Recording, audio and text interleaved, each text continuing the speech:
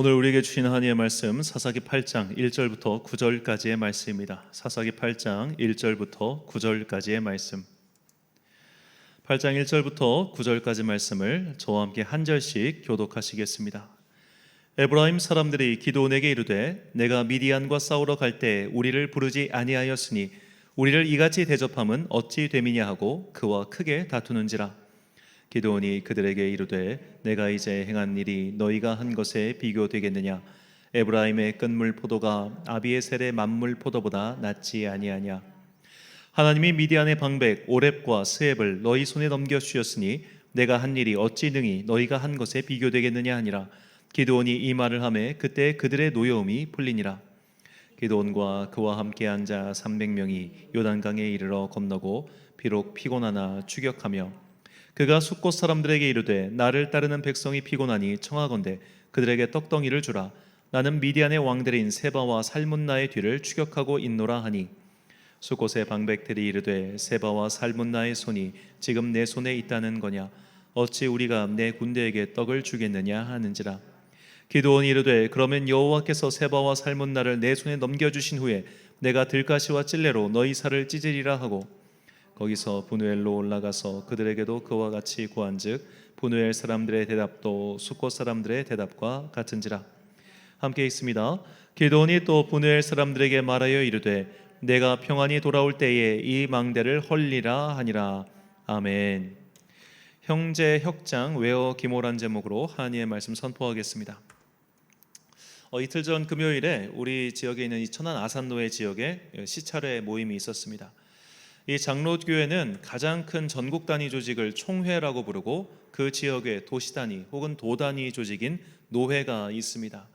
이렇게 총회 산하에 여러 개의 노회, 수십 개의 노회가 있고 그 노회 밑에는 또 수십 개 시찰회가 있어가지고 이렇게 위로부터 아래로 내려오는 구조를 취하고 있죠. 이 시찰회는 이게 지역 단위, 가장 가까운 동 단위 모임인데 그래서 이쪽 쌍용동 이쪽 공원 쪽 해가지고 저쪽까지 이쪽 동네에 사시는 분들이 이렇게 모여가지고 함께 회의하고 그렇게 모임을 나눴습니다. 이렇게 지역사회 목사님들 같이 만났는데 이상하게 또 앉아서 얘기를 하다 보니까 이게 교회 어떻게 보니까 공교롭게도 교회 규모별로 어떻게 이렇게 나눠서 앉게 된 거예요. 그래가지고 저희와 비슷한 상황에 있는 교회들끼리 모여서 얘기를 나누는데 이상하게 마음이 참 평안했습니다. 자, 왜 이렇게 마음이 평안했는가 그 대화를 곰곰이 생각해 봤어요. 그 대화에는 서로를 가르치려고 하지 않았습니다. 서로를 가르치거나 함부로 조언하거나 하지 않고 서로 그냥 서로의 상황을 듣고 이야기하는 그런 자연스러운 자리가 됐던 거예요. 네 상황 나도 알고 나도 네 상황 알고 우리는 2층에 있어 우리는 7층에 있어 우리는 지하 주차장이야 우리는 앞에 주차장이야 우리는 주차장이 없어 우리 그런 이야기들 서로 도란도란 나누는데 참 어떻게 보면 마음에 평안이 있었고 또 이상하게 그분들과 가까운 그런 동질감을 느꼈습니다. 자, 그렇게 함께 동질감을 느끼는 그 모임을 하고 돌아오고 나서 제 안에 이런 마음이 들었어요. 아, 저런 교회들이 정말로 형제와 같은 교회구나라는 생각 말입니다. 이렇게 목사님들 모임을 하다 보면 우연찮게 정말 큰 교회 목사님들 만날 때도 많고 또 이미 지역사회에 단단히 기반을 내리신 목사님들 만날 때도 많습니다. 그런 분들과 저는 사실 고민하는 문제 자체가 굉장히 다르죠. 일국의 대통령과 동네 이장이 고민하는 문제가 같겠습니까? 그런 식으로 이제 규모가 다르고 상황이 다르면 서로 고민하는 문제가 다르다 보니까 사실 그런 분들과 대화를 하면 그냥 별세계 이야기구나, 나와는 상관없는 이야기구나 그런 걸 느낄 때가 굉장히 많았어요. 그러니까 동질감이 없는 거예요. 하지만 이 지역사회에서 누구는 7층, 누구는 5층, 누구는 반지하 그런 분들과 함께 이야기를 나누다 보니까 서로 참 많은 것이 공감되고 또 서로를 오히려 더 격려해주고 응원해주는 그런 참 선한 모임을 하고 돌아왔습니다. 문득 저는 이것이 정말 형제, 자매, 영적인 가족 공동체의 느낌이 바로 이런 것이다라는 생각이 들었습니다. 네 마음 나도 알고 나도 네 마음 알고 그러니까 서로 그 강한 동질감 속에서 진실한 사랑과 우정이 싹 트는 것이다. 그런 마음이 들었던 것이죠. 자, 그런 관점에서 우리가 형제, 자매, 즉 가족이라고 하는 것은 기본적으로 같은 동질성을 가진 집단이다. 이렇게 이야기할 수 있습니다. 그런 이 같은 동질성을 가졌다고 해서 가족 안에 항상 화목하고 화평하고 좋은 일들만 있던가요? 형제끼리 살아본 사람은 다 알죠. 형제 사이에 한 번도 싸우지 않은 형제는 사실 형제가 아닐 겁니다. 반드시 누군가와 싸우게 되고 심지어 먹을 것 갖고도 싸우는 게 형제 사이겠죠. 그런 다툼이 가족 안에는 항상 있어요. 하지만 그런 소소한 다툼이 그 가족을 깨버리지는 않습니다. 왜냐하면 기본적으로 같은 동질성이라고 하는 집단으로 묶여있기 때문이죠. 그런데 이렇게 이 안에서 서로 치고받고 싸우기도 하고 또 때론 욕하기도 하고 때론 마음 상하기도 하다가도 확 뭉치는 때가 있어요. 바로 외부의 사람이 우리를 건들 때입니다. 자, 이 이야기가 이 시경이라고 하는 중국의 고전에 나오는 이야기입니다. 그것이 오늘 설교 제목인 형제 혁장 외어 기모라는 뜻이에요. 형제는 담장 안에서는 싸우기도 하지만 밖에서 모욕을 당하면 함께 이를 막는다는 뜻입니다. 이걸 요즘식으로 바꿔 말하자면 내 가족의 욕은 나만 할 수 있어. 너는 내 가족 건들면 안 돼. 이런 거죠. 자, 예를 들어 제가 형제 사이에 어떤 섭섭한 일이 생겼습니다. 그걸 이제 친구한테 얘기를 해요. 나 형제랑 얼마 전에 이런 일이 있었어. 이것 때문에 너무 속상해. 그러니까 그 친구가 그 말 듣고 위로해 준다는 풍신이 니네 형제 이상한 사람이네. 왜 그랬대? 이 말 하면은 싸우자는 거죠. 야, 네가 그렇게 말하면 안 되지. 너는 그렇게 말하면 안 돼. 위로해 주겠다는 말이지만 내 가족을 건드는 거 아닌 거예요. 내 가족 욕할 수 있는 건 나밖에 없어요. 내 형제, 내 누나, 내 동생을 욕할 수 있는 건 오직 나에게만 허락된 권리라 이 말이에요. 이것이 이 형제 역장 그 기어 기모에 나오는 바로 뜻입니다. 외부는 못 건드려. 쳐도 내가 쳐. 혼내도 내가 혼내. 그러니까 내 새끼한테 회초리 들 수 있는 건 나밖에 없다. 바로 이런 의미인 거죠. 이렇게 가족이 됐을 때 우리는 이 가족 안에서 일을 해결하게 됩니다. 갈등이 생겨도 가족끼리 해결하고 불화가 생겨도 가족 안에서 해결하는 것이죠. 그런데 이것이 가족 밖으로 나갔을 때 그 가족이 깨지게 되는 겁니다. 형제 간의 다툼이 법정 다툼으로 가면 그 형제는 영원히 등을 돌리고 안 보자는 이야기겠죠. 부부 간의 다툼이 법정으로 가게 되면 그 부부는 갈라서는 거죠. 부모와 자식 간의 다툼이 경찰서로 가게 되면 그 부모 평생 안 보고 살자는 것과 무엇이 다르겠습니다. 그러니까 우리가 가족 안에서의 싸움은 그 가족 안에서 해결을 봐야 되는 것이고 이것이 밖으로 갔을 때는 오히려 그 가족 공동체는 해체된다는 것을 명심해야겠죠. 오늘 본문은 바로 그 이야기를 우리에게 전해주고 있는 본문입니다. 자, 이스라엘 민족이 하나님께 범죄하였습니다. 그래서 하나님께서는 미디안이라고 하는 이방 족속을 보내셔서 그들을 심판하게 하셨어요. 그런데 이 이방 민족 이 미디안에 의한 심판이 너무 고되자 이스라엘 민족은 다시 하나님께 도움을 구합니다. 하나님, 우리를 좀 살려주세요. 그래서 하나님께서는 그 유명한 기드온을 선택하셔서 기드온을 통해서 이스라엘 민족을 구원하게 하시죠. 그때 기드온이 자신이 속한 지파인 므낫세 지파에게 먼저 이 전령을 보내가지고 군사들을 모집하는 장면이 나옵니다. 사사기 6장 35절과 35절 말씀입니다. 기드온이 또 사자들을 온 므낫세에 두루 보내매 그들도 모여서 그를 따르고 또 사자들을 아셀과 스불론과 납달리에 보내매 그 무리도 올라와 그를 영접하더라. 자, 이렇게 기드온이 여러 이쪽 지파에게 경문을 보내가지고 군사들을 모집합니다. 그렇게 해서 그 유명한 기드온의 300명의 용사가 모집되었습니다. 이 300명의 용사들은 이 미디안이라고 하는 수십만이 되는 적들과 맞서 싸우죠. 근데 300명이 칼을 들고 이들과 막 1대 100으로 싸우고 이것이 아니라 300명이 어두운 밤에 가까이 흩어져 가지고 나팔을 불며 소위 격장지게를 일으켜 가지고 자중진화를 만들어냅니다. 이 밤에 미디안 사람들은 적들이 쳐들어오는 줄 알고 저 녀석이 내 적이야 하고 서로 아군끼리 찔러 죽이는 그런 일이 발생한 것이죠. 그렇게 해서 그들은 결국 전쟁에서 패하고 도망치게 됩니다. 그런데 이게 밤에 자중질환으로 싸우다 보면 사실 전쟁에선 패할 수는 있지만 실제로 많은 피해가 입히는 건 아니죠. 특히 이제 주요 지휘부 같은 경우는 그런 것에서 좀 멀리 떨어져 있다 보니까 나름 안전하게 피신할 수 있지 않겠습니까? 그래서 기드온이 이 300명을 이끌고 그들을 추격하려고 했는데 도저히 300명만 가지고는 추격을 할 수가 없는 거예요. 그래가지고 그 당시 이스라엘 12지파 중에 가장 강한 지파인 에브라임 지파에게 도움을 요청합니다. 그러니까 에브라임 지파가 그 도움 요청을 받고 그 나머지 잔당 토벌에 함께 참여하게 되죠. 자, 그런데 이 에브라임 지파가 이 잔당 토벌이 이제 어느 정도 절반 정도 끝난 이후에 기드온을 찾아가서 소위 몽리를 부립니다. 야, 처음부터 우리를 불렀어야지. 왜 처음에 우리 안 불렀어? 너 너무 건방져. 이렇게 얘기했던 거예요. 그것은 이 기드온이 속한 므낫세 지파가 이 에브라임 지파와 똑같이 요셉 지파에 속한 사람들이었기 때문입니다. 그러니까 요셉이라고 하는 사람의 장남이 므낫세였고 차남이 에브라임이에요. 그런데 이 에브라임 지파가 강성해지니까 이 장남 지파를 누른 겁니다. 그래서 이 므낫세와 에브라임 사이에는 나름대로 경쟁 의식이 있었던 거예요. 누가 잘하나, 누가 더 큰가. 그런데 이 므낫세 지파 출신의 기드온이 에브라임 지파를 쏙 빼놓고 요이끼리만 경문 돌려가지고 싸우니까 이것들이 우리를 빼놓고 전쟁을 해? 이런 마음이 있었던 겁니다. 그래서 오늘 본문에서 기드온을 찾아가가지고 막 뭐라고 하는 거죠. 야, 너 이러기야? 그러니까 기드온이 그들을 잘 달래면서 이렇게 이야기합니다. 본문 2절과 3절 말씀. 기드온이 그들에게 이르되 내가 이제 행한 일이 너희가 한 것에 비교되겠느냐? 에브라임의 끈물 포도가 아비에셀의 만물 포도보다 낫지 아니하냐? 하나님이 미디안 방백 오렙과 스앱을 너희 손에 넘겨주셨으니 내가 한 일이 어찌 능히 너희가 한 것에 비교되겠느냐 하니라. 기드온이 이 말을 하매 그때 그들의 노여움이 풀리니라. 아멘. 자, 기드온이 이렇게 에브라임 지파에게 좋은 말을 한 것은 그 에브라임 지파가 무서워서 그랬던 것이 아닙니다. 기드온이 볼 때 에브라임 지파는 그래도 이 어려운 순간에 도움을 요청했을 때 같이 도와준 형제인 거예요.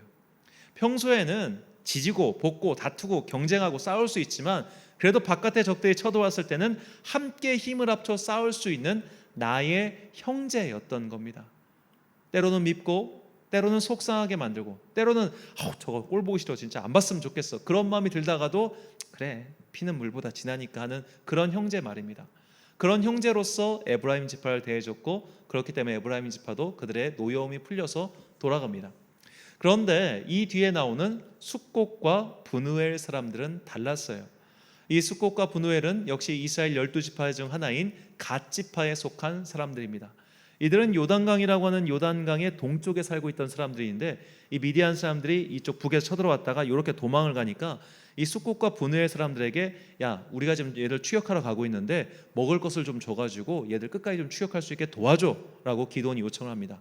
그러니까 숫곳과 분우엘 사람들이 기드온에게 이렇게 얘기해요. 야, 네가 이길 수 있다는 보장이 있냐? 말도 안 되는 소리를 하고 있어. 가. 이렇게 하고 기드온의 요청을 거절하자 기드온이 그들에게 굉장히 화가 나죠.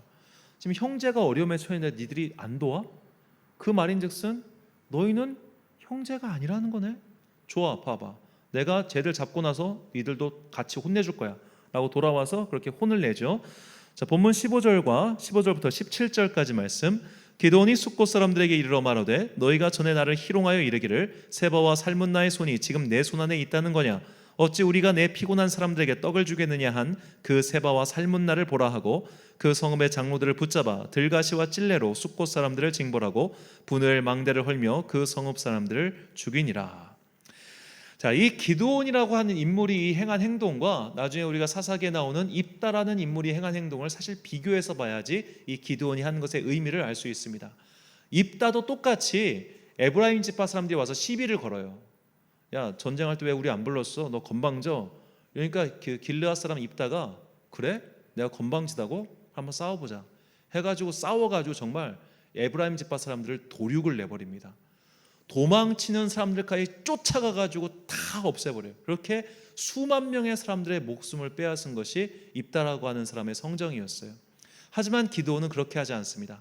비록 숫곳 사람들과 분우엘 사람들이 자신을 외면하고 도와주지 않았지만 이 족속 사람들을 다 멸절시키거나 사륙한 게 아니라 지도자들만 처리해요. 너희가 지금 잘못했으니까 이건 벌을 받아 라고 벌을 내리는 겁니다.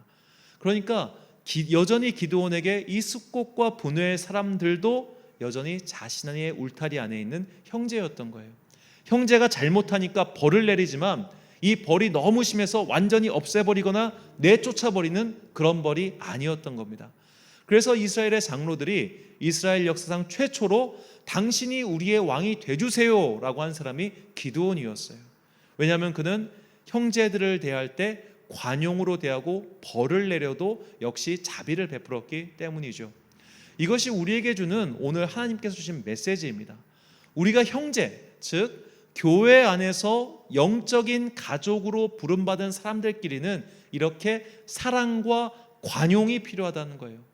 물론 잘못한 것이 있으면 비판할 수도 있고 고치라고 권면할 수도 있고 때로는 따끔하게 이야기를 할 수도 있습니다. 하지만 선을 넘어가면 안 된다는 거예요.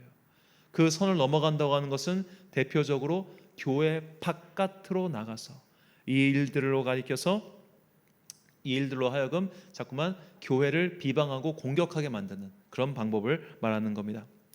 자, 그래서 사도 바울은 우리가 이런 것을 하지 말라고 하면서 고린도전서에서 이렇게 가르칩니다.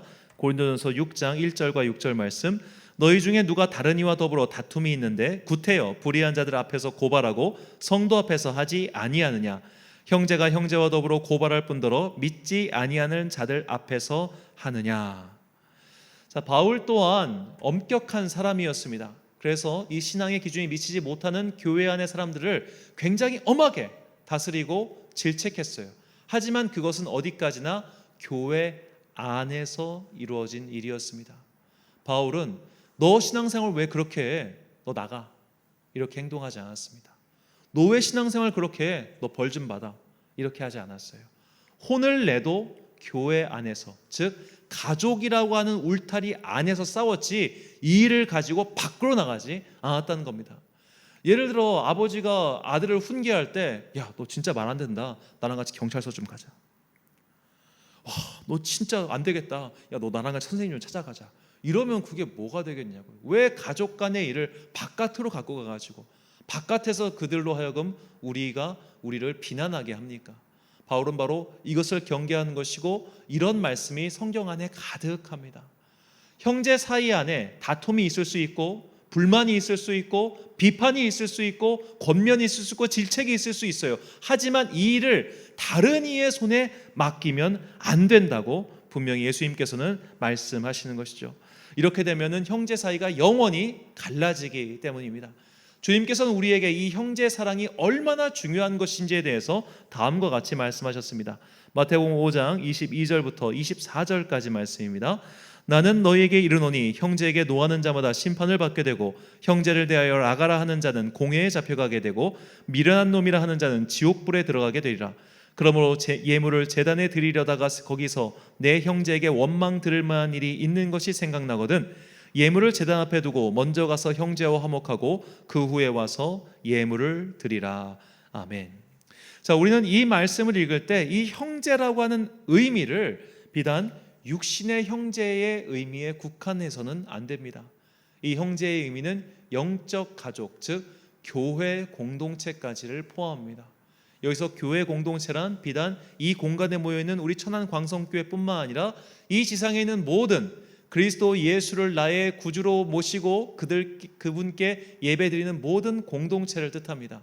즉 교회가 바깥에 나가서 교회 욕을 하면 안 된다는 거예요. 교회가 이 교회의 문제를 처리하기 위해 바깥 법정에 나와가지고 야, 이거 재판하자, 3심까지 가자, 대법원까지 가자, 그러면 안 된다는 거예요. 교회가 교회를 비난하기 위해 외부의 언론을 동원해가지고 야, 방송국 와봐, 얘들 나쁜 놈들이야, 이렇게 하면 안 된다는 거예요. 그렇게 해서 저는 교회의 문제가 해결되는 것을 단 하나도 본 적이 없습니다. 법정 다툼이 시작되면 교회는 갈라지는 겁니다. 외부의 미디어가 들어와서 교회의 문제를 파헤치기 시작하면 그 교회는 갈라지던가 아니면 망해버립니다. 물론 야, 이딴 교회 망해버려라 하고 하는 사람도 있을지도 모르겠습니다만 그런 사람은 이미 가족임을 버린 거죠. 내 가족 망해버려라 해가지고 바깥에 나가서 원수의 칼을 들고 막 내 가족부터 이렇게 원수를 갚는, 이것은 무협지에나 나오는 이야기지 현실 속에서 우리 눈앞에 그런 일이 벌어졌을 때 이것이 얼마나 가슴 아프고 또 슬픈, 또 괴로운 일입니까? 그러니까 우리 안의 비판은 우리끼리 하는 겁니다. 우리 안의 질타는 우리끼리 하는 거예요. 자꾸만 외부에 누군가, 외부에 어떤 것을 들여와서 우리를 서로를 치게 만들면 이 상처는 결코 회복이 되지 않습니다. 우리는 오히려 외부에 나갔을 때는 외부와 더욱더 일치 단결해서 한마음 한뜻이 되어 싸우는 것은 마땅하지 우리끼리 싸우고 찢어지고 갈라지고 다치게 하는 것, 이것은 옳지 못한 일이죠. 이러면서 저는 이제 이번 설교를 준비하면서 참 저 자신에 대해서 회개하는 마음을 갖고 있습니다. 저도 20대 시절에 참 교회 비판 많이 했습니다. 그때 또 학교가 또 그런 분위기이기도 했고 또 시대가 그런 시대였던 것 같기도 해요. 막 그냥 네가 잘났네 내가 잘났네 하면서 서로 막 교회 비판을 잘하면 잘할수록 사람들이 박수를 쳤어요. 너 정말 훌륭하구나, 교회 비판하는 거 보니까 너는 정신이 살아있는 아이구나, 이런 식의 태도가 정말 많았어요. 마치 제가 의인이 된 양 굉장히 잘난 척하면서 교회와 교계와 또 신학교를 비판했었습니다. 근데 세월이 흘러서 제가 보니까 제가 일단 그 비판받을 만한 목사의 모습을 하고 있더군요. 그때 저는 몰랐던 거예요. 젊을 때, 대학생 시절 때는 모든 인간이 가지고 있는 연약함에 대해서 제가 몰랐어요. 그렇기 때문에 그렇게 함부로 누군가를 비판하고 재단했던 겁니다. 둘째로 제가 교회를 몰랐어요. 물론 교회는 문제가 없는 집단은 아닙니다. 왜냐하면 교회에 있는 모든 성도는 다 연약한 사람들이기 때문이에요. 연약한 사람들이 모여서 함께 집단을 이루었는데 그 집단이 어떻게 강해질 수 있겠습니까? 그러니까 모든 지상의 교회는 다 나름대로의 문제와 한계를 갖고 있어요. 그런데 그것도 모른 채 막 비난했던 거예요. 제가 교회를 몰랐던 거죠. 예를 들어 교회를 아무것도 모르는 사람이 저한테 와가지고 이 목사님, 아니 교회를 이렇게 하면 안 되지, 요거 이렇게 벽 좀 헐고 여기다 이거 좀 만들고 여기 입구도 이게 뭐야, 이렇게 하면 안 돼, 이러면은 제가 그 말이 들리겠습니까? 네가 뭘 한대, 네가 뭘 한다고. 자, 아까 말씀드렸다시피 저와 같은 이걸 경험한 사람들은 서로 그런 말 안 해요. 왜? 네가 누구보다 고민하고 고생한 걸 내가 아는데 어떻게 그런 말 함부로 해? 가족이니까 안 하는 거예요. 근데 가족이 아니면은 그냥 막 뭐라고 하는 거예요. 바꿔 말하자면 내가 교회에 대하여, 목사에 대하여, 혹은 누군가 어떤 성도에 대하여 마구 비난의 화살을 날리는 그런 사람이라면 나는 사실 그리스도의 영적 가족 밖에 서 있다는 증거에 불과합니다. 그러므로 우리가 그리스도의 영적 가족 안에 들어와 있다면 교회에 대한 비판, 교회에 대한 비난, 혹은 누군가에 대한 권면은 우리끼리만 하는 거예요. 결코 그것을 가지고 바깥으로 나가거나 혹은 외부의 것을 동원해 가지고 치는 것은 사실 자신의 얼굴에 먹칠하는 것과 다름이 없습니다. 그래서 사도 바울은 이런 형제 우애, 형제 사랑, 그리스도 안에서의 이런 영적 교제에 대해서 다음과 같이 우리를 권면하고 있습니다. 로마서 12장 10절과 14장 10절 말씀 우리가 참목소리를 읽겠습니다. 시작. 형제를 사랑하여 서로 우애하고 존경하기를 서로 먼저 하며 내가 어찌하여 내 형제를 비판하느냐, 어찌하여 내 형제를 업신 여기느냐, 우리가 다 하나님의 심판대 앞에 서리라. 아멘. 바울은 굉장히 유대인들을 비판했습니다. 그리고 교회도 비판했던 사람입니다. 교회 안에서 제대로 신앙생활을 하지 못하는 사람이 있으면 그는 엄격한 채찍을 들고 그들의 행동을 비판하고 고치려고 했습니다. 하지만 바울의 채찍질을 맞고 교회 밖으로 나간 사람은 없습니다. 왜냐하면 그가 사랑의 마음으로 그 일을 했기 때문이죠. 아이에게 똑같이 체벌을 가해도 부모로부터 사랑을 받은 아이는 아버지의 채찍질에 상처를 받지 않아요. 육체는 흠이 남을지 몰라도 마음에는 그 앙금이 남지 않습니다. 하지만 부모의 사랑이 없다고 인식한 아이는 부모의 말에도 상처를 받아요. 중요한 것은 비판하느냐 안 하느냐가 아니라 내가 과연 그 사람을, 그 집단을, 그 공동체를 사랑하느냐 사랑하지 않느냐에 달려 있습니다. 그래서 우리 주님께서는 이렇게 말씀하셨습니다. 믿음의 덕을, 덕의 지식을, 지식의 절제를, 절제의 인내를, 인내의 경건을, 경건의 형제 우애를, 형제 우애의 사랑을 더하라 라고 말이죠. 사랑하는 천안 광성교회 성도 여러분, 그리고 이 예배를 함께 드리고 계신 귀한 주님의 자녀 여러분, 우리는 이미 주님 안에서 한 몸과 한 뜻으로 모인 거룩한 영적 가족입니다. 그리고 우리뿐만 아니라 이 땅에서 주님의 이름을 부르는 모든 교회와 성도는 다 영적인 가족 공동체입니다. 그러므로 그들이 잘못된 길을 가고 있다면 안타까워하는 마음을 가지고 먼저 기도한 이후에 그들에게 사랑의 권면과 또 비판을 행하십시오. 결코 그 비판을 인터넷 게시판 같은 데 가가지고 막 치거나 언론사에 제보 투보를 해버리거나 혹은 아예 너 나랑 끝까지 가자 하는 마음으로 법정 다툼으로 끌고 가서는 안 됩니다. 그렇게 되면 이미 영적인 가족은 해체되어 버리고 말기 때문입니다. 주님께서 이 영적인 가족을 지키는 것이 얼마나 중요한지를 이미 수차례 말씀하셨듯이 우리도 이 말씀에 순종하여 비판과 비난에 앞서 먼저 사랑의 마음을 품고 그들을 사랑으로 감싸 줍시다. 부족할 수 있습니다. 모자랄 수 있습니다. 심지어 나쁜 짓을 할 수도 있습니다.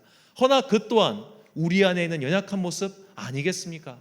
형제가, 나의 동생이, 나의 누나가, 나의 형이 잘못된 길을 가고 있는데 그 길에 대해 나는 정말 아무런 책임이 없다고 그렇게 혀를 끌끌 차면서 아유 저 감옥 갈 줄 알았어, 아유 어렸을 때도 하는 짓 보니까 아유 감옥 가도 싸지, 이렇게 말하는 형제가 어디 있겠어요? 그는 이미 형제가 아니겠죠. 우리가 잘못된 길을 가고 있는 사람을 비판하고 손가락질하는 것보다 먼저 사랑의 마음으로 안타까워하면서 그를 권면하고 가르치는 가운데 우리 안에 이미 이루어 놓으신 이 아름다운 영적 가족의 끈을 끝까지 지켜나가는 여러분과 제가 되시길 간절히 축원합니다. 기도하겠습니다. 사랑과 내가 풍성하신 아버지 하나님, 먼저 저의 죄부터 회개합니다. 저는 뭣도 모르고 그렇게 교회를 비판하고 목사를 욕하고 성도들을 비난했습니다.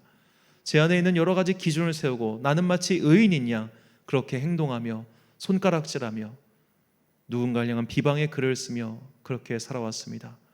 주님, 나의 죄부터 회개하오니 주여 내 안에 있는 이 비난의 쓴뿌리를 제거해 주시고 이제 다시는 누군가를 향해 특히 나의 영적 가족들을 향해 비난의 손가락질을 하지 않는 주님의 참 자녀 되게 하여 주옵소서.